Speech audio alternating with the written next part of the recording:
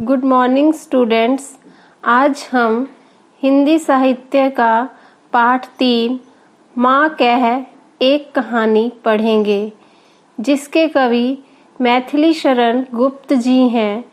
इस कहानी में जो बच्चा है वह महात्मा बुद्ध का पुत्र राहुल है। महात्मा बुद्ध जो कपिलवस्तु के राजकुमार थे और उनका असली नाम सिद्धार्थ था। अब हम कविता पढ़ते हैं। माँ कह एक कहानी, बेटा समझ लिया क्या तूने मुझको अपनी नानी। माँ कह एक कहानी। कविता में बेटा अपनी माँ को कहानी सुनाने की जिद कर रहा है। तब माँ प्रश्न करती है कि क्या तुमने मुझे अपनी नानी समझा है जो मैं तुम्हें कहानी सुनाऊं। कहती है मुझसे यह चेटी, तू मेरी नानी की बेटी। कह माँ लेटी ही लेटी, राजा था या रानी। माँ कह एक कहानी। तब बच्चा बड़ी चतुराई से कहता है कि माँ तुम मेरी नानी की बेटी तो हो ना, फिर तुम मुझे लेटे लेटे ही कहानी सुना दो। वह कहता है कि माँ बताओ कहानी में राजा है या रानी, मुझे एक कहानी सुना दो। तू है हठी मान धन मेरे, सुन उपवन में बड़े सवेरे। तात भ्रमण करते थे तेरे, जहाँ सुरभि मनमानी, जहाँ सुरभि मनमानी। हाँ माँ यही कहानी, हाँ माँ यही कहानी। हठी मीन्स जिद्दी, भ्रमण यानी घूमना, सुरभि यानी सुगंध। फिर माँ कहती है कि तुम तो बहुत जिद्दी हो, और वह कहानी सुनाने लगती है कि बहुत सुबह किसी उपवन में तेरे पिताजी घूम रहे थे। उपवन का दृश्य बड़ा ही सुहावना था। चारों तरफ मंद मंद सुगंधित हवा चल रही थी और उपवन में रंग बिरंगे फूल खिले थे। गाते थे खग कलकल स्वर से, सहसा एक हंस ऊपर से। गिरा बिद्धू होकर खरशर से, हुई पक्ष की हानि, हुई पक्ष की हानि।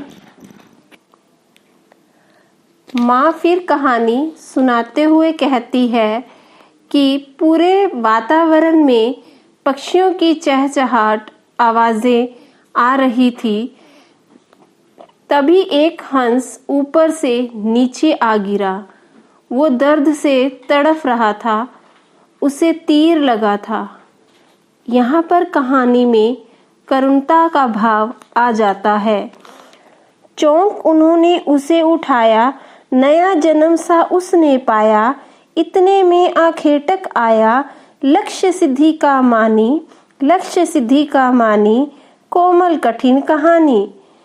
तुम्हारे पिताजी ने उसे गोद में उठा लिया और तभी उस हंस पर तीर चलाने वाला शिकारी वहां आ गया और उसने कहा कि मैंने इस पर लक्ष्य साधा है।